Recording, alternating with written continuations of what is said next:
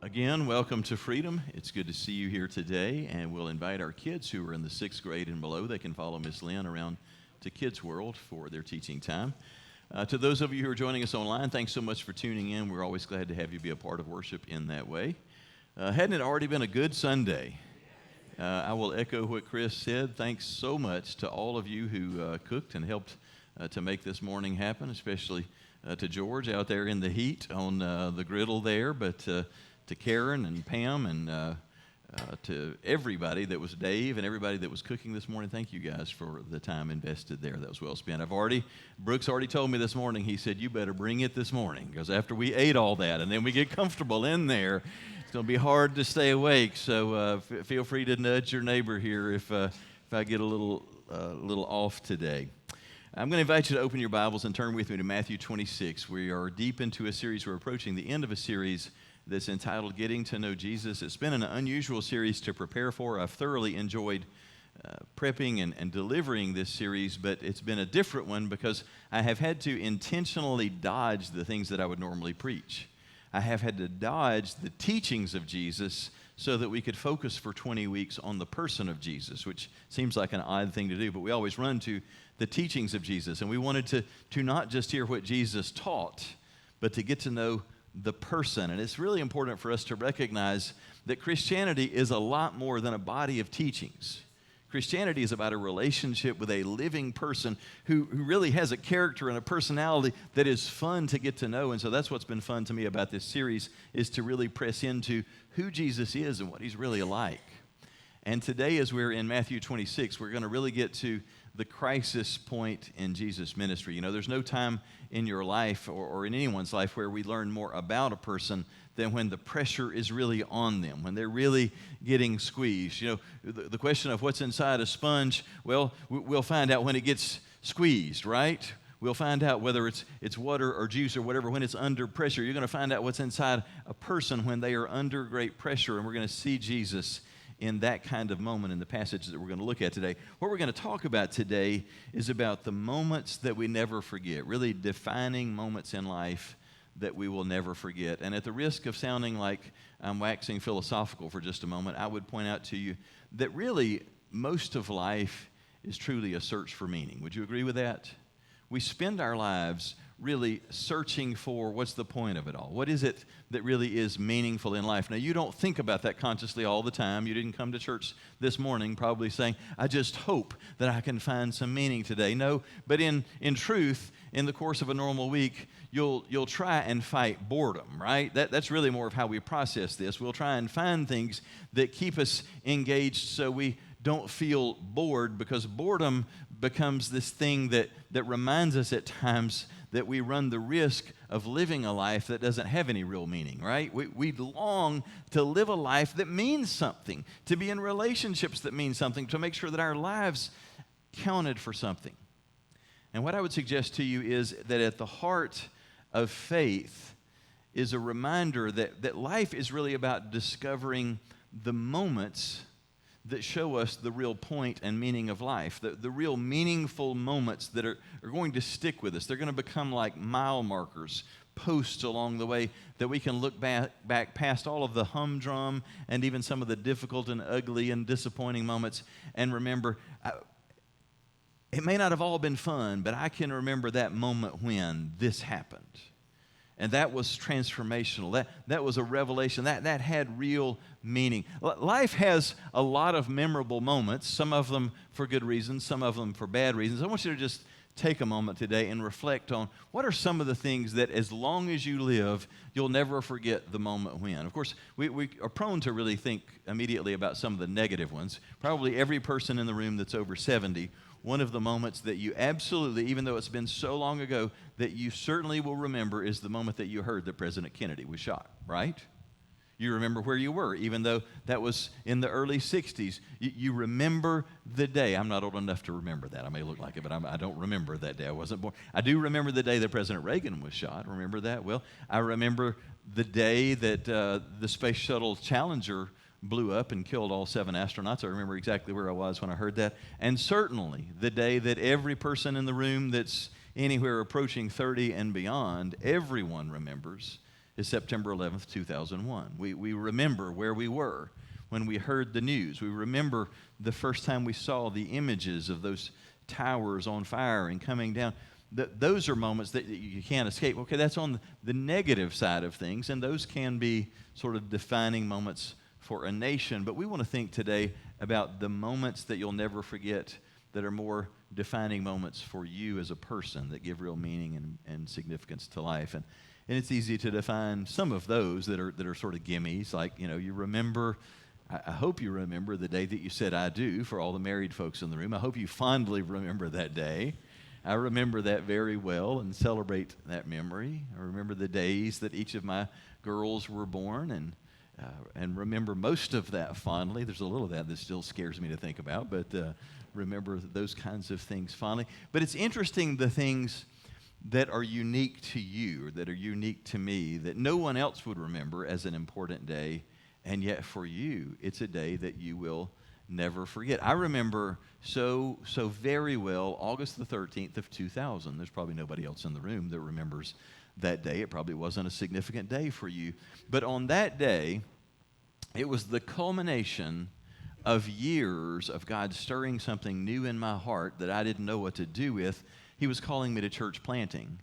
And for the very first time in my life, I was driving to a little borrowed daycare facility to lead. I didn't know who was going to show up that very first Sunday, to lead whatever hodgepodge group of people showed up for the very first time as a pastor of a new church plant. And I remember so vividly driving to church by myself, not having any idea what to expect, and being excited out of my mind and feeling like this is what I was made for. Been in ministry for years, but knowing that I was entering into this next thing, it was just a defining and unforgettable moment. To look at it from the outside, you'd say, man, that was awkward in a lot of ways, and yet it was such a beautiful, unforgettable day, because for me, it was a stepping into the next season of my life that's still going on. You've had those kinds of moments. We're going to look at and think about some moments that you never forget as we look at an unforgettable moment in Matthew 26. We now are into the second half of the week of Passion. We've been for a couple of weeks in our study. We've gotten through Palm Sunday and the cleansing of the temple and what followed that. Now we're going to pick up in Matthew 26 and verse 14, where it says, "Then one of the 12, the one called Judas Iscariot, went to the chief priests and asked, 'What are you willing to give me if I deliver him over to you?' So they counted out for him 30 pieces of silver. And from then on, Judas watched for an opportunity to hand him over." I know we're not surprised by this, because if you've been anywhere near church in your life, you know Judas is the traitor. You know Judas is going to do this. But doesn't it still just shock the daylights out of you to consider Judas has been there for all of it? For 3.5 years, he has seen the goodness of Jesus and the compassion of Jesus. And you just think, how in the world could you be willing to hand Jesus over to be murdered? Well, verse 17, "On the first day of the festival of unleavened bread, the disciples came to Jesus and asked, 'Where do you want us to make preparations for you to eat the Passover?' And Jesus replied, 'Go into the city to a certain man and tell him, the teacher says, my appointed time is near. I'm going to celebrate the Passover with my disciples at your house.'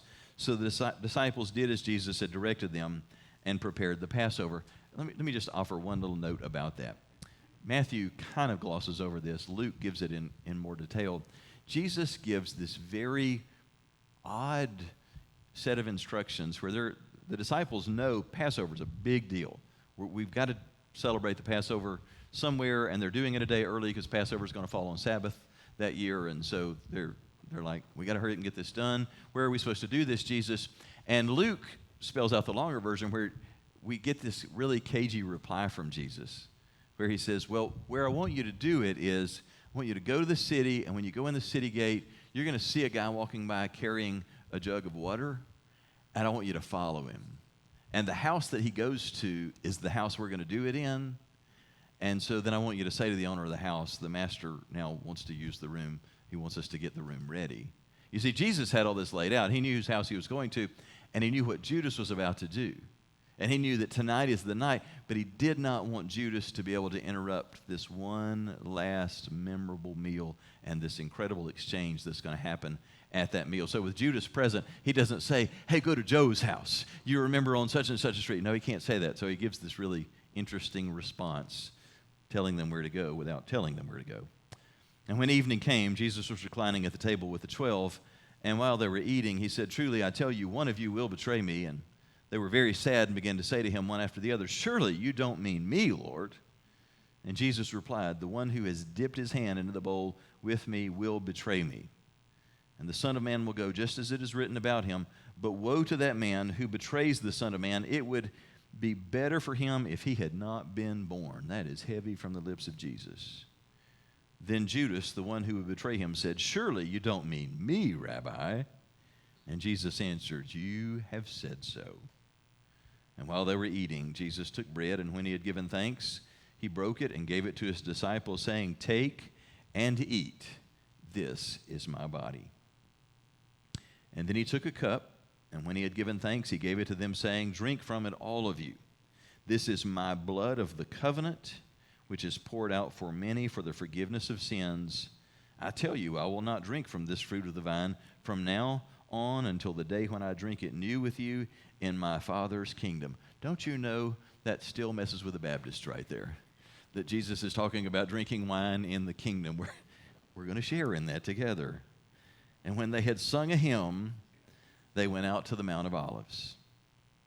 And now this next little passage, if you read all of the gospel accounts, you'll discover, according to the other writers, the next little piece that we're going to read, Jesus voices these words as they're walking. They're in Jerusalem, and they're walking. It's not a long distance as you cross from Jerusalem. Jerusalem sits up on a hill, and they're going to cross the little Kidron Valley and go over to the Mount of Olives and to Gethsemane. It's less than a mile walk. But the path that they're going to take to get there would take them almost directly by the house of Caiaphas, the high priest. This is the place where Jesus is going to be put on trial. This is the yard where Peter is going to be questioned, and he's going to deny Jesus. So they are passing by the spot, most likely, where this is about to take place. And Jesus told them, this very night you will all fall away on account of me, for it is written, I will strike the shepherd, and the sheep of the flock will be scattered. But after I have risen, I will go ahead of you into Galilee. Peter replied, even if all fall away on account of you, I never will. I love Peter's honesty. I mean, it's kind of like Peter's willing to throw everybody under the bus, even as he's declaring his faithfulness. These other 11, yeah, I could see them falling away. But if they run away, I want to tell you, I'm going to be there for you, Jesus. And Jesus answered, truly I tell you, this very night before the rooster crows, you will disown me 3 times. Wow. What a dagger to the heart that must be to Peter. But Peter declared, even if I have to die with you, I will never disown you. And all of the other disciples said the same. And then Jesus went with his disciples to a place called Gethsemane. And he said to them, sit here while I go over there and pray. And then he took Peter and the 2 sons of Zebedee along with him, and he began to be sorrowful and troubled. And then he said to them, my soul is overwhelmed with sorrow to the point of death. Stay here and keep watch with me. And going a little farther, he fell with his face to the ground and prayed, my Father, if it is possible, may this cup be taken from me. Yet not as I will, but as you will. And then he returned to his disciples, and he found them sleeping. Couldn't you men keep watch with me for 1 hour? He asked Peter. Watch and pray so that you will not fall into temptation. The spirit is willing, but the flesh is weak. And he went away a second time, and he prayed, my Father, if it is not possible for this cup to be taken away unless I drink it, may your will be done. And when he came back, he again found them sleeping because their eyes were heavy. So he left them, and he went away once more. And he prayed the 3rd time, saying the same thing. And then he returned to the disciples and said to them, are you still sleeping and resting? Look, the hour has come, and the Son of Man is delivered into the hands of sinners. Rise, let us go. Here comes my betrayer. And while he was still speaking, Judas, one of the 12, arrived. And with him was a large crowd armed with swords and clubs, sent from the chief priests and the elders of the people. Now the betrayer had arranged a signal with him. "The one I kiss is the man. Arrest him." And going at once to Jesus, Judas said, "Greetings, Rabbi," and kissed him. And Jesus replied, "Do what you came for, friend." And then the men stepped forward, and they seized Jesus, and they arrested him. If you've ever visited this particular spot, it's interesting to me to note that from Gethsemane, I've been there, when you're there on the Mount of Olives, you're just looking right over into the holy city. And this armed mob with all of their torches, Jesus would have been able to watch them the whole way as they came down the hill from Jerusalem, across the Kidron Valley, and up the hill. I mean, can you imagine the overwhelming sense of anxiety and dread, and how much in you would want to flee or do something as you're watching them just slowly, step by step, coming to take you, to torture you, and to murder you? And he knows what's coming, and he's needing the support of his friends. This is the critical moment. He's going to be dead in less than 24 hours. He needs someone standing with him. It's the pivotal moment that the world will never forget. And everyone is asleep. Wow.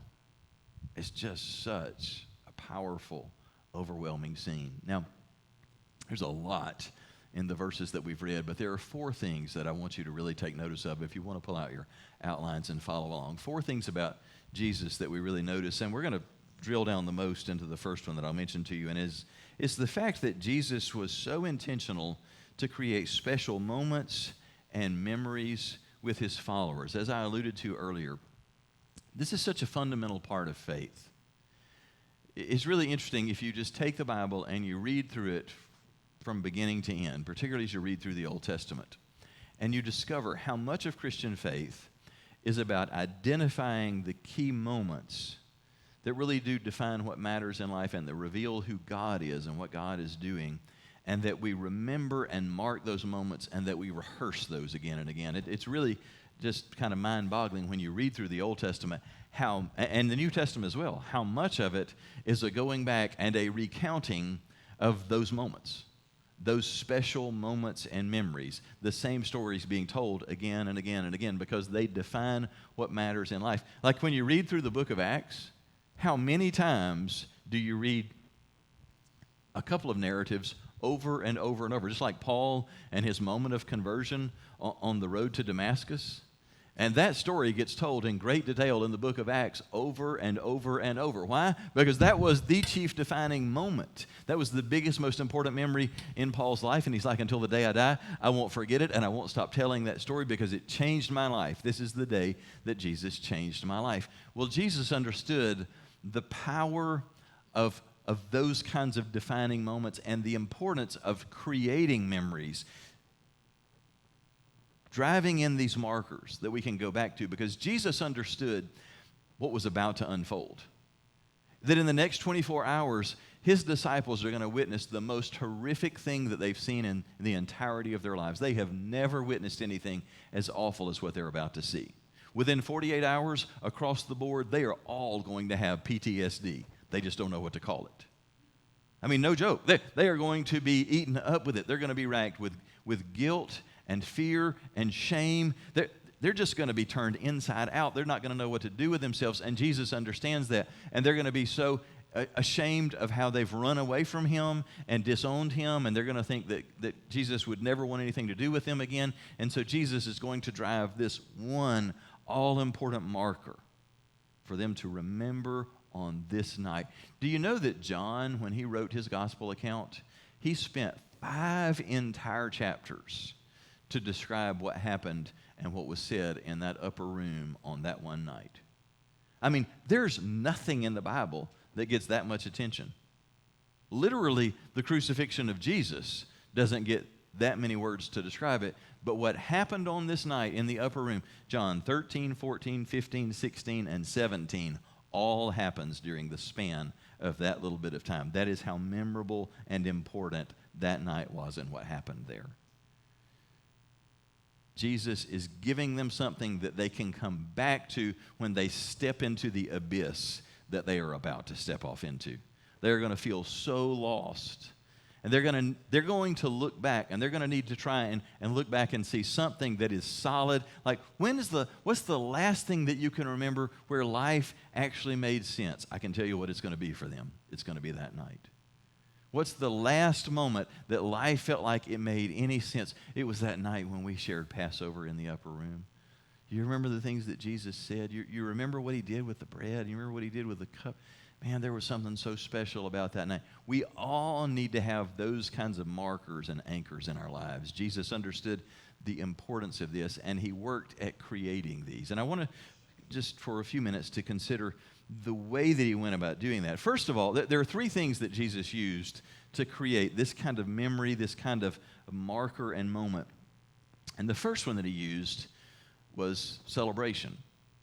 Luke tells us in his account that Jesus said to the disciples, I have earnestly desired to share this Passover with you. You know, this was something that Jesus certainly would have observed every year of his life as a faithful Jew and a person of faith.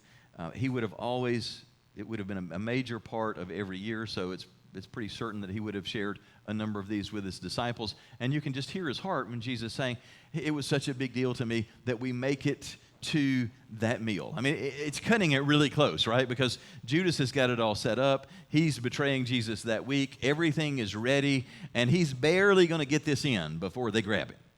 And Jesus has to be really coy about where they're going to do the meal. He's doing it in secret, really, so that they can't get to him during the meal. But Jesus is using the celebration of Passover to help make this marker. You know, you remember what Passover is all about.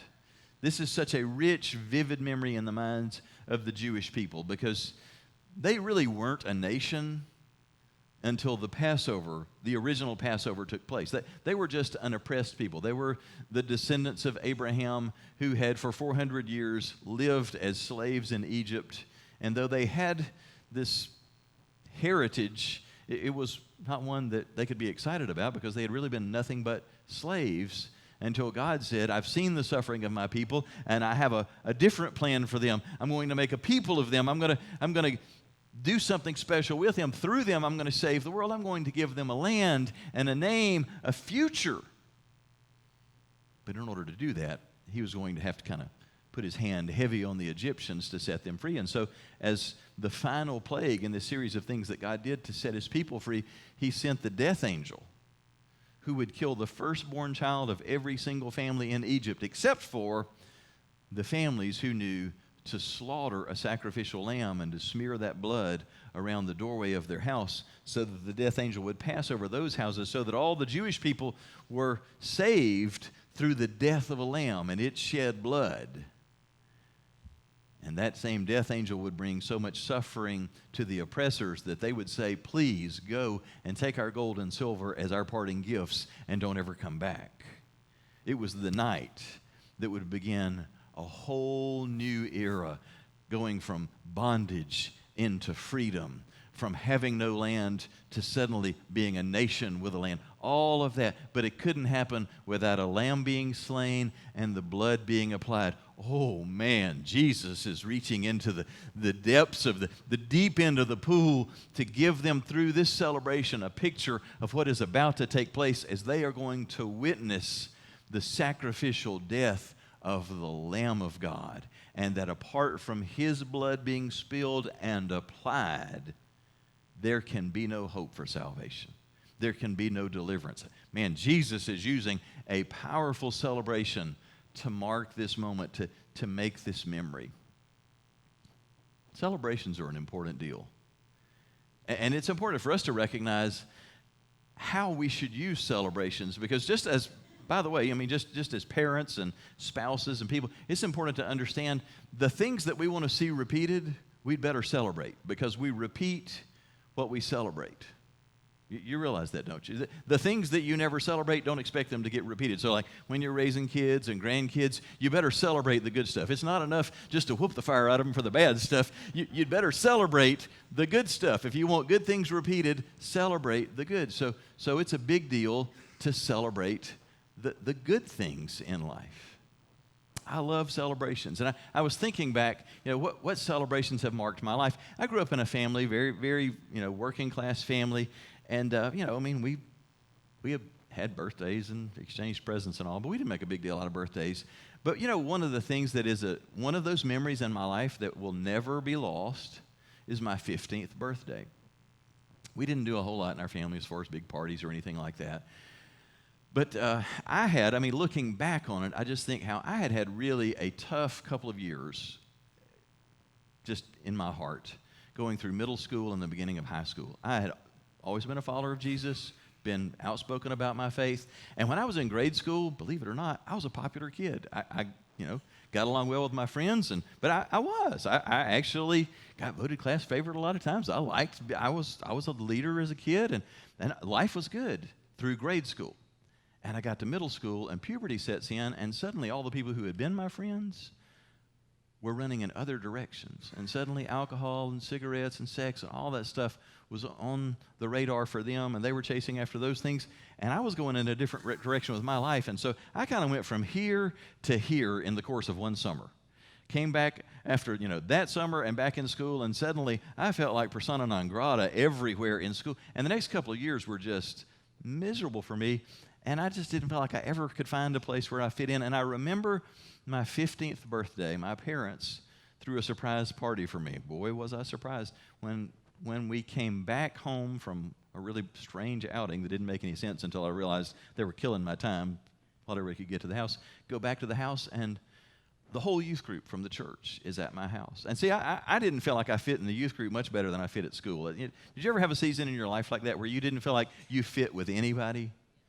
And that night, we did a scavenger hunt with Polaroid cameras. Any of you ever do that? This dates the story. We did a scavenger hunt, and it was such a fun night. But that was a marker in my life, because on that night, I realized these people care about me. I have peers and others who care about me. And I'm not saying that was the most transformational moment in my life, but it mattered, and I'll never forget it.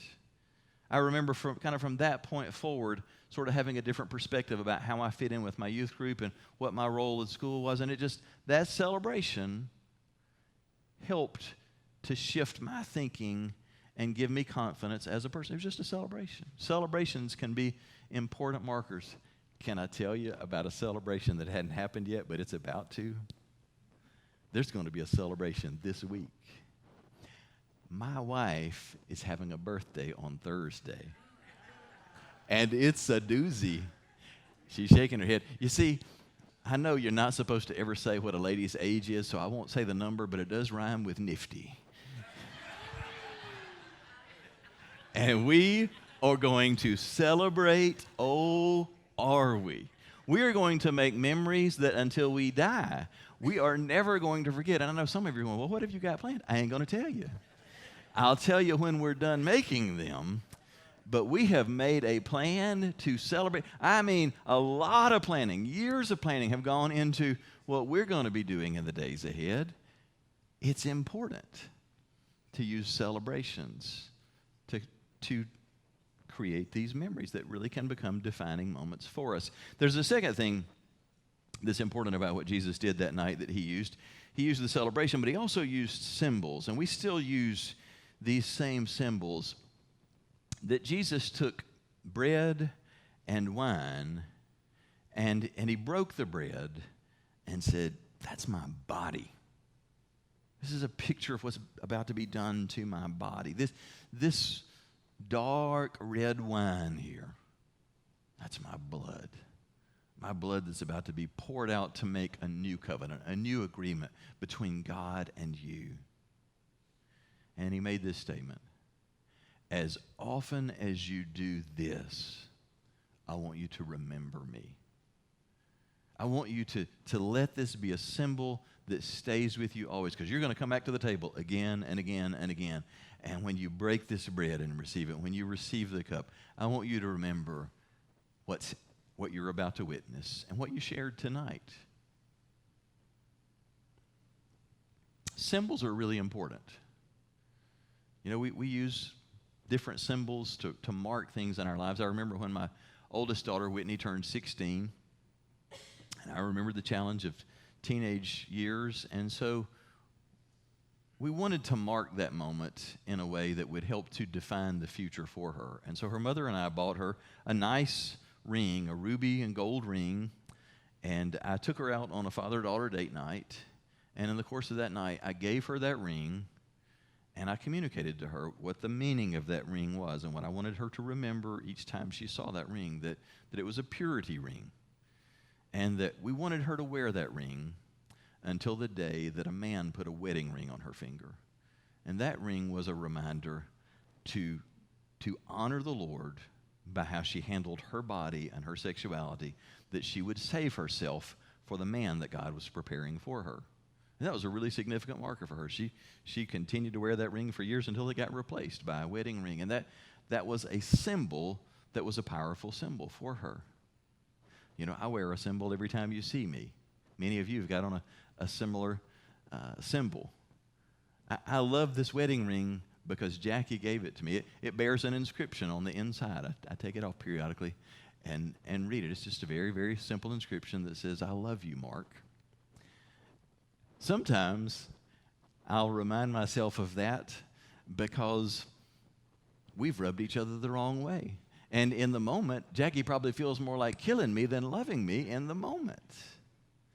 Because it is the nature of relationships that we'll go through seasons where we'll feel like, oh, maybe this is not the one. I don't find the meaning and the joy that I used to find in the relationship. It doesn't feel like the bliss that it used to be. And we need markers that help us to remember, oh, this is what I'm supposed to be in. You know, I love our marriage. I love what we share. And there are lots of days where bliss is the word to describe what we share. But can I just be honest with you and tell you, there are also plenty of days where instead of bliss, it's blah. We just work. We both work, and there's stuff to take care of at the house, and there's bills to pay and responsibilities. And there wasn't really much excitement to be had, period. And it just was kind of blah. And I'll be even more honest and say occasionally we'll have days where it wasn't bliss, it wasn't blah, it was blah. It was just the other end of the spectrum. Anybody ever have those days? Yes, of course you do. And it's really on the blah days when you need markers and reminders that, hey, this is my person. And we didn't make a mistake on this day when we passed these things between us, and we need to be mindful of the special moments. But you know what's critical is that we continue to create marker moments. Everybody in the room that's married or that's thinking about getting married, you better take this one to heart.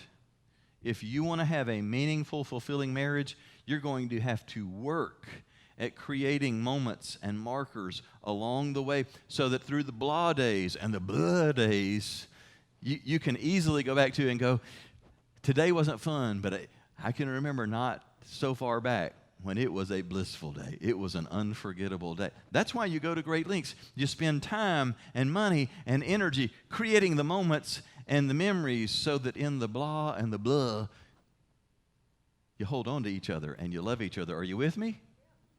All right. Final thing that we'll say is just one last note. Jesus, he used the celebration and he used symbols, but he also used song to anchor that moment. Matthew says that the last thing they did before they left that night was they sang a hymn together. It is amazing what music will do to take us right back to a place. I thought it was fitting whenever Tony always, at the beginning of the week, he and I are exchanging emails at the start of the week about the song set for the upcoming worship service. And so that same exchange gets shared with the members of the worship team. And I was intrigued that last worship song that y'all did, He Reigns, that as the musicians were, as I was watching them exchange their thoughts about that song, everybody was remembering years ago, it would have been pre-COVID, the last time that Chuck played with a band when we did the song He Reigns. And Tony was saying, man, I remember the last time we did this song. And Chuck was up there playing, and he was like, I just got carried to another place. And Butch chimes in and is like, oh, it was a rapturous moment. I remember, and I'm like, this is exactly what we're talking about today. a moment gets marked by a song, and the next time you hear that song, you can't help but go back to that moment. I mean, there are so many things that are like that for me. I described for you the first day, August 13th, 2000, the first day of planting a new church for the very first time. Man, we sang the song, The Potter's Hand. I to this day can't hardly hear that song played without tears just flowing and just my heart being stirred because it was such a precious moment. I go right back 22 years to that moment when I hear that song. There are songs that I'll hear. Another marker moment for me was in the mid-'90s, the pastors gathering in Atlanta for Promise Keepers, 60,000 pastors that gathered for this event. Man, God moved powerfully, moved in my life in a significant way, really did some transformational things. And I'll hear songs from that 25, 27 years later, and I'm taken right back to it. There's power in music to do that for us. And so that's why, man, the music is such an important piece for us in creating these memories and moments. It's important for us to rehearse those moments, to remember, but it's also important for us to work at making lasting memories because it's so much of what Christian faith is about. Second thing, and we'll move on more quickly here, Jesus' knowledge of the disciples' impending failures did not diminish his confidence in them. Man, this may be the most important thing that we can carry away from this passage. Isn't it wild that Jesus knew in advance, we don't know how far in advance, but well in advance, every single one of his followers would desert him? I mean, how much of a blow has that got to be to know that in my hour of greatest need, nobody's going to stand with me? And that in an attempt to prepare them for that, I mean, you would think Jesus is the one who's going to need the encouragement, and I'm sure he did. But instead, he turns it around and he's like, y'all are going to abandon me, but I feel like I need to encourage you because I know how badly you're going to feel about that. That's essentially what's taking place. So as they're walking over, they are walking to the moment where it's all going to start and they're all going to abandon him. And Jesus is going, hey guys, I just need to let you know, it's not just Judas who did something that he's going to wish that he had not, but tonight, all of you are going to run off and abandon me. And I just need for you to know that. And here's what I'm telling you, is that after this has all gone down, I'm going to go ahead of you to Galilee, and we're going to reconnect, and we'll go from there. He doesn't go into great detail about that, but the point is, when you abandon me, I'm not abandoning you. When you give up on me, I'm not giving up on you. And in fact, I've known in advance that you would disown me, but I'm never going to disown you. It will be the moment of worst failure for the disciples. Don't you know it? I mean, even in spite of Jesus' gracious words, don't you know that the disciples spent years and years feeling so much guilt and remorse for having run away when Jesus so needed to have somebody in his corner? And then stack on top of that, not only did they abandon him, but in the minutes and hours while he's waiting for them to come and take him and to begin to put him on mock trial and beat him and spit on him and torture him, they won't even stay awake to just be with him. I mean, how much guilt and shame and defeat would you feel over that? A lot, wouldn't you? So we're like going, I'm glad I wasn't there to screw that up. I'm glad I don't have to carry that guilt and shame. Yeah, but we've all got our stuff that we carry around, don't we? Like, here's the top of my list. I could make a pretty good list of failures in my life. I've had a plenty. But absolutely, the top level failure in my life has got to be divorce. A failed marriage of 24 years. Is there much stuff in life that feels like a bigger failure than a failed marriage? For those of you in the room who've been through that, I mean, it's terrible how that marks you and damages you and the years that you spend trying to get over that. And let me tell you, it doesn't make it any better being a pastor going through that. So, get to stack on top of the fact that you just feel so much like a personal failure that this thing that you were 100% committed to doing whatever it takes to make it work, and it doesn't work. And then add on top of that, the other thing that you poured almost an equal amount of yourself into, a church that you've planted, that you've spent a dozen years pastoring and have seen God do a lot of good things there, and to be asked to leave because of the divorce, and you stack those two things together. And if that wasn't enough, just to be completely candid, not that this is a failure, but it just sort of flowed with it. All of that happened in the same time frame that our youngest graduated from high school and left to go to the Navy. And on top of that, had to sell the house that we had just finished building and moved into. So it's like everything that was familiar. Marriage is gone, church is gone, job is gone, kids are now gone, the house is gone. You want to talk about a time of pruning? That is a serious time of pruning. Everything, virtually everything in life that was familiar is gone. And in those moments, it's hard to feel like much of anything other than a failure. And you really wrestle with, have I just totally messed up in ways that I don't even realize? I mean, what is going on? And God, what are you saying? How do you feel about me? And where do we go from here? And I remember just being in the depths of that. And two things that stand out about that I remember so vividly. One is quickly coming to the conclusion, I don't have any idea how this is going to play out professionally in terms of like a career in ministry going forward. Don't know if I'll ever have the opportunity to pastor a church again or anything like that. But knowing with certainty, whether I ever get paid another dime to serve the Lord, I am going to serve the Lord and I'm going to serve His church in some capacity. I love Jesus and I love His church and I'm going to serve Him, which was important, was like more important than you may realize, because there are people wonderful, grace-filled people who come along and say, you're divorced so you can never serve God as a pastor again. I mean, who will literally look you in the eye and say, it would be an abomination for you to think you could be a pastor again. You're a divorced man, so like, put a big D on you, can't do that. So it was important to be able to set that and go, I know that in spite of a failed marriage, I'm going to serve the Lord. But the other thing that stood out was, instead of feeling the judgment of God, the overwhelming thing that I felt was the love of God through that season. And I cannot tell you how huge that is. To me, it's so tied to what we just read in this passage. In the midst of the worst failure of the disciples, what Jesus is making clear is, hey guys, you're fixing to blow it bad. It's gonna be ugly. It's gonna feel ugly because it is ugly. But I just want you to know, I'm not done with you yet. I knew all that way in advance, and I'm going to do such big, wonderful things through you. Don't get hung up on the failure that's about to happen in your life. You just stay focused on the fact, I'm going to meet you in Galilee, and we're going to take it from there. Well, that's what He does. And when you look at this whole story, you realize it's just the nature of how God works. It feels like when you're in the middle of your failure that that's the end. But from God's perspective, it's not. He's about to write another chapter.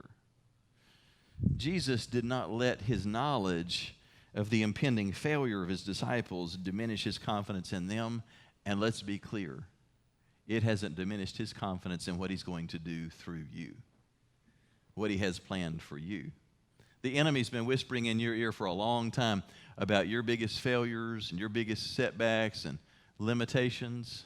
And Jesus goes, yeah, I know about all that stuff, and that is not going to hold me back at all. I've got a plan for what we do next.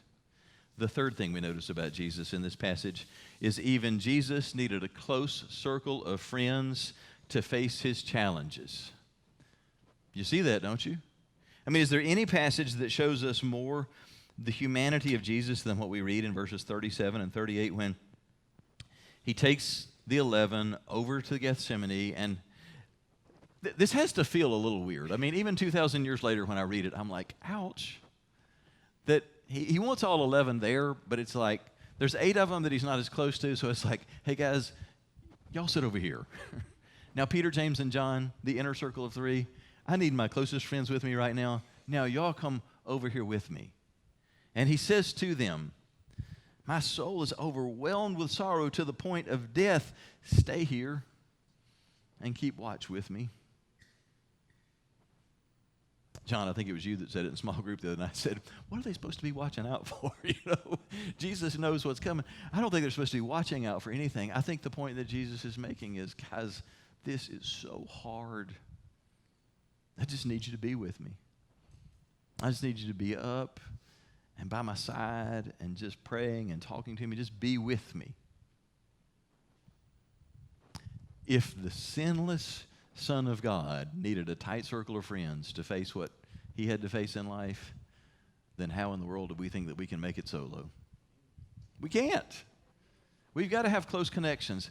And yet everything seemingly in our culture is pushing us toward a life where we don't have these kinds of close relationships. Have you seen how that works? We're really being we're in this press of life that is teaching us to live lives where we have relationships that in terms of number, they're a mile wide, but they're an inch deep. You see that, don't you? I mean, where we have so many acquaintances, we may know the names of a lot of people in this room. We know, all these people we meet at work and all these other places. We've got a million social media friends. But like, how many real friends do you want? I mean, if you're going to the crisis moment of your life that you're probably not going to live through, you're not going to make it through the weekend, who are the people you want? Who's your circle of three? Who's your inner circle that you want to stand with you in that moment? If Jesus needed it, we need it too. And here's really the only point I'm going to make out of that. You're going to have to be intentional to pursue it. Jesus was. Jesus was intentional. He sought these guys out. He called them out. He invested in the relationships. He not only picked the 12, but out of the 12, he picked 3 that he really wanted a deeper relationship with, and he invested the time. He took the initiative. If you just let life and happenstance drive you, you will not have deep, meaningful relationships you want. The world is not leading you toward it. That's why we work hard around here at creating environments that foster closer relationships. That's why we make a big deal about small group ministry, about 242 groups, being in a group with 10 or 12 other people who you really get to know and share life with. Why we make a big deal about being in discipleship groups, the 1 to 3 groups where 4 people really share and get to know each other. We're always seeking to help you build deeper relationships. Be intentional through the church and outside the church to seek deep, meaningful relationships. And then the fourth and final thing that we'll note is this, that even Jesus prayed for something that he didn't get. That's an odd thing, isn't it? I mean, it just seems like every time Jesus asks for something or says something, it always happens like that. And yet, as he's praying here, he says, "My Father, if it's possible, let this cup of suffering be taken away from me. Yet I want your will to be done, not mine."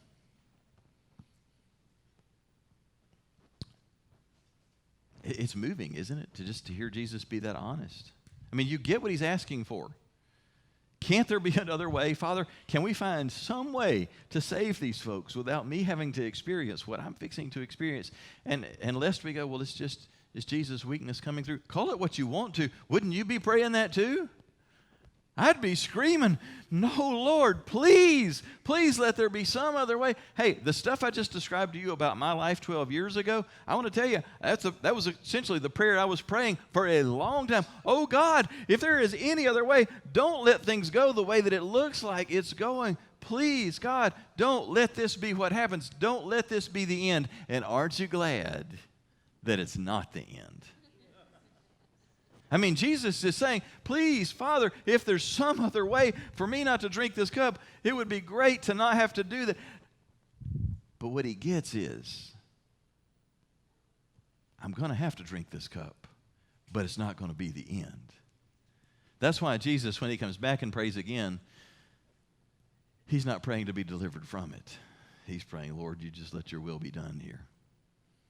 Because Jesus understands, even arrest, even torture, even accusations, even murder, that is not the end. It's just the end of a chapter and the beginning of a new one. Jesus understands that you don't get to have resurrection without death. You don't get to have a new beginning without an old ending. And he understood this is not the final ending. This is just the ending of what has been familiar. And it's the ending of a lot that's precious. His time on earth had been precious time. The relationship that he had had with his disciples and being with them every day. And it's not just with the 12, it's with the ladies, it's with Lazarus and Mary and Martha. There's this circle of people that he was so close to, and he would never share the same kind of time with them on earth again. It's ending. A season is ending, and Jesus' life is ending. That was hard to swallow, and it's why he's praying, oh God, can't there be another way? No, it's the only way. We can't get to resurrection and victory without passing through death. Boy, 12 years ago, 13 years ago, 14 years ago, I was praying, just asking God, let there be some other outcome, work a miracle, do something. And things did not pan out the way I had prayed and the way that I had imagined. But you know what? Looking back on it now, I recognize things have to die for new things to be birthed. It was so hard to walk away not only from a marriage, but from a church that I had invested in and people that I loved and a ministry that I was so glad to be a part of. But God had a different plan. I mean, I just think if God had not let me pass through that season and see a lot of things that I'd hoped for not come to fruition, there wouldn't be a Freedom Church. There wouldn't be Freedom Church in Nigeria. There wouldn't be Jackie in my life. So many wonderful things that have ministered life to me and to others. And yet, sometimes we got to pass through a season of loss and prayers that don't get answered the way that we want to. If even Jesus experienced that, so will you and so will I. And we can just hold on to the knowledge that even when it's not what we asked for, it's just what we got. And God has a different thing planned next. And aren't you glad that God didn't bail the sun out when he prayed, oh God, is there some way I could not have to drink this cup? Aren't you glad that he drank it to the bitter end? Because he did, you and I are free from fear of death. We're free from the tyranny of sin controlling us for the rest of our lives. We have victory over Satan and the demonic. We have real connection with God because of what Jesus did. And that's why we gather, and we don't mourn when we gather at the table. We celebrate. Jesus made this thing, this unforgettable moment that we come back to today, a part of a celebration. It was an 8-day celebration. They had begun to call it the Feast of Unleavened Bread, wrapped around the Passover celebration. And we still celebrate it. It's still painful to think about what Jesus went through, isn't it? Every time we come back to the table, we remember that night, and we rehearse the words, how Jesus took bread and broke it and said, take and eat, this is my body which is broken for you. And how after supper he took the cup and said, this cup is the new covenant in my blood, which is shed for you and for many for the forgiveness of sins. Do this in remembrance of me. That's a heavy thought, Jesus' broken body and his shed blood. But we don't come grieving, do we? We come with grateful hearts that are celebrating because Jesus did these things. We live in victory. We have victory over sin and Satan and death. And so we come with expectant hearts, grateful hearts, not just using this as a way to remember, but as an opportunity to connect. And you realize that's what happened that night. Jesus was creating an unforgettable moment of connection. I just have this feeling that the apostles said countless times, you know, I never, ever felt so connected to Jesus as I did that night. I never felt so connected to you guys as I did that night when we were at the table. And just for hours, we just shared and we were one.